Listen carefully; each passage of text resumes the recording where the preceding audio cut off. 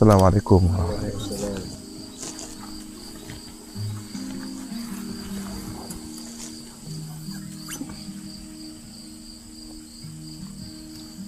Ini yang membuat kita kadang bisa menjadi mendekatkan yang jauh, menjauhkan yang dekat. Awal fenomena gadget pada orang berkomentar tentang asas manfaatnya, tetapi seiring waktu mulai merasakan dampak negatif. Belum pada sejauh apa konten yang dibuat. Hari ini malah ada fenomena teknologi apa? AI. Artificial Intelligence, kecerdasan buatan.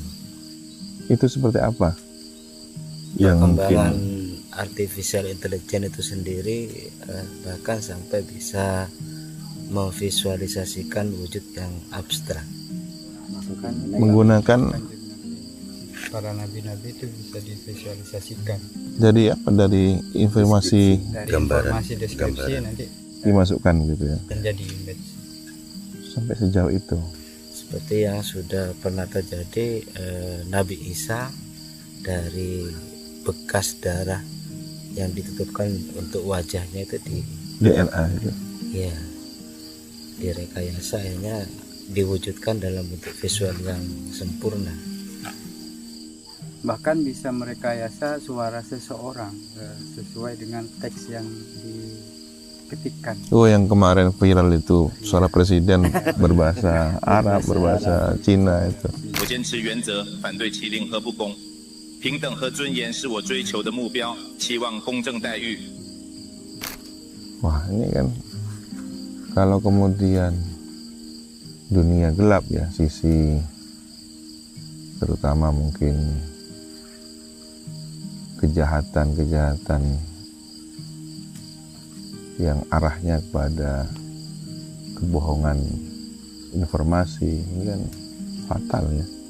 Sementara kesadaran masyarakat kita terhadap AI ini masih rendah sekali, mudah percaya, mudah menerima informasi yang tidak valid. Bahkan tulisan saja kita masih share, sebarkan dan semacamnya, itu pun banyak yang mudah mempercayainya. Bagaimana dengan AI, suara, gambar itu? Apa termasuk yang ini yang melukiskan suatu kota atau suasana? Itu juga AI? Iya, tapi di sisi lain juga ada manfaat yang bisa diambil dari AI itu sendiri.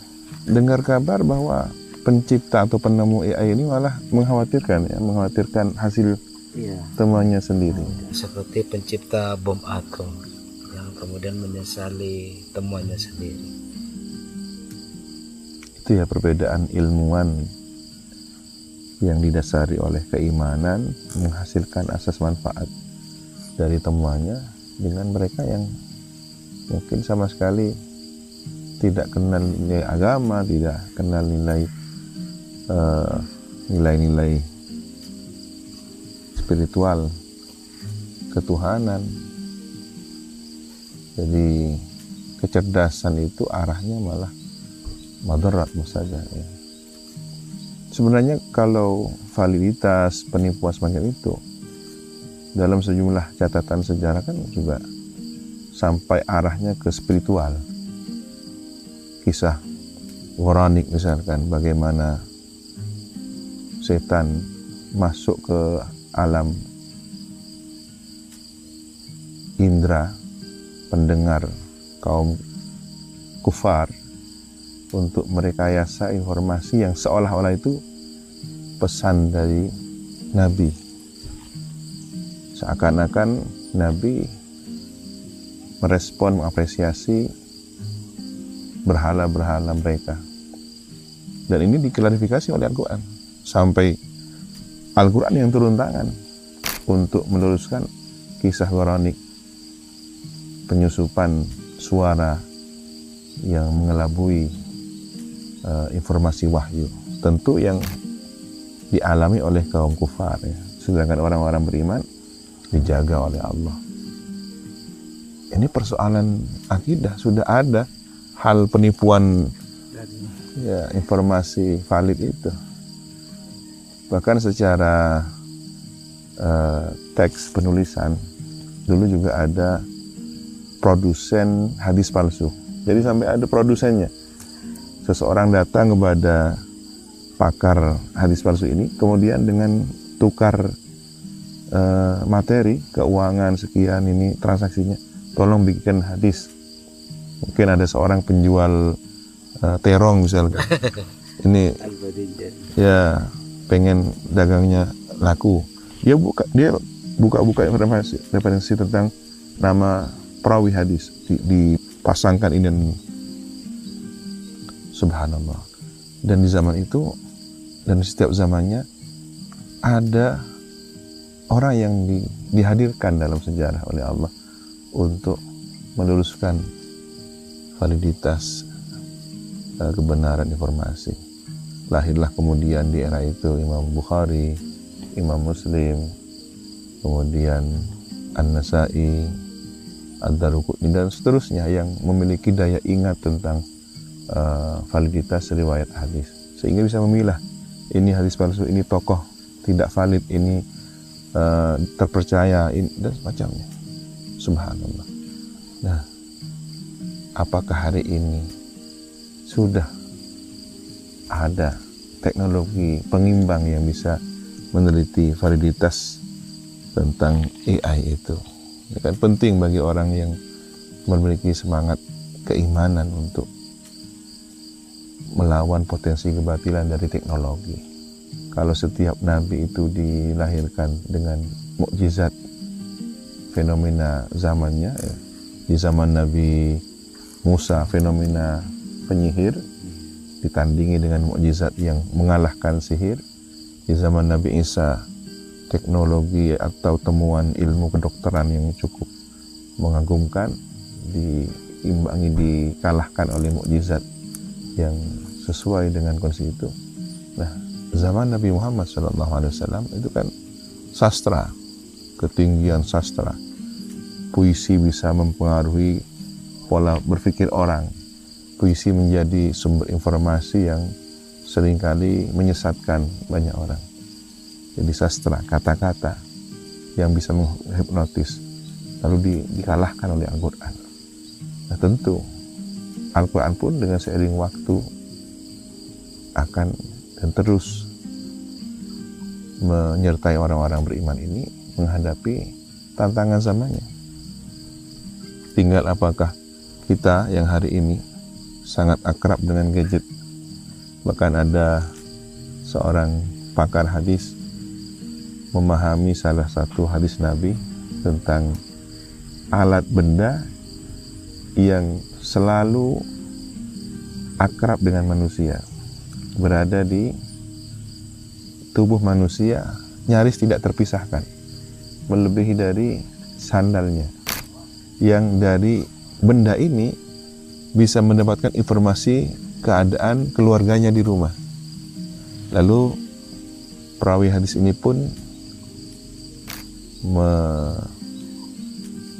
memberikan satu catatan komentar, boleh jadi gadget, teknologi, handphone ini adalah makna dari hadis Nabi tersebut. Allahu a'lam.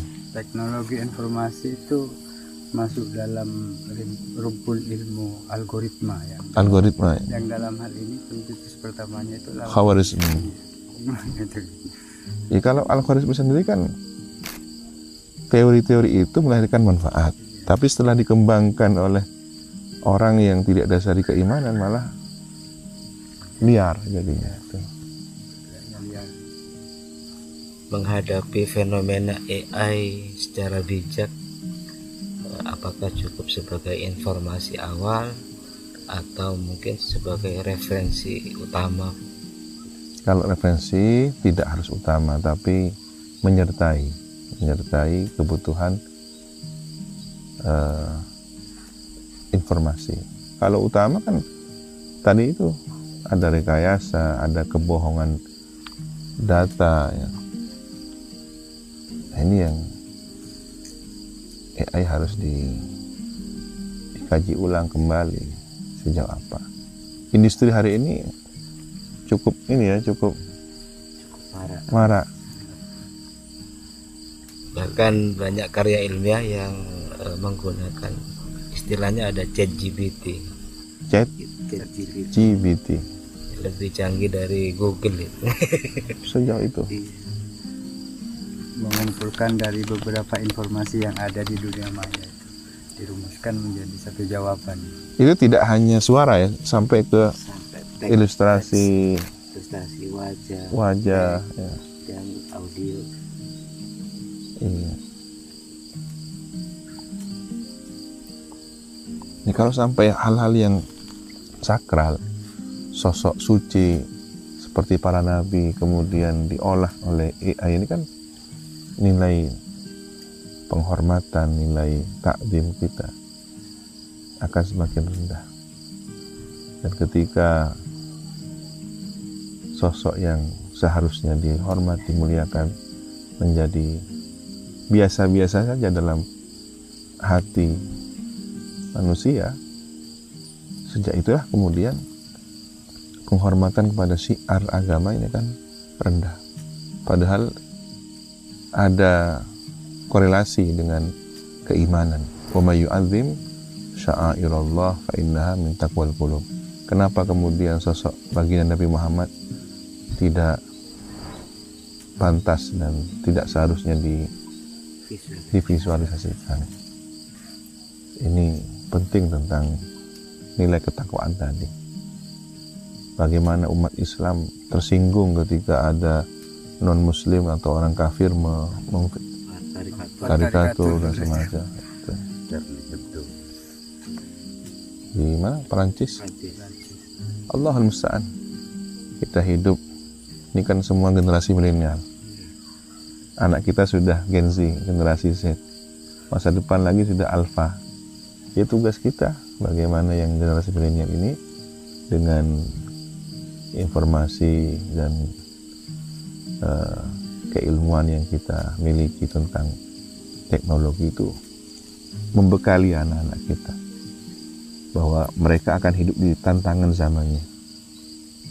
Karena konsep mendidik anak itu jangan ajari anak kita seperti zaman kita, tapi siapkan di zaman mereka. Sebagaimana kita dididik oleh orang tua kita, tidak lagi di zaman beliau, tapi ada perkembangan zaman yang sudah berbeda dari zaman yang terdahulu. Ya, mudah-mudahan kita, anak-anak kita senantiasa dijaga oleh Allah Subhanahu wa Ta'ala.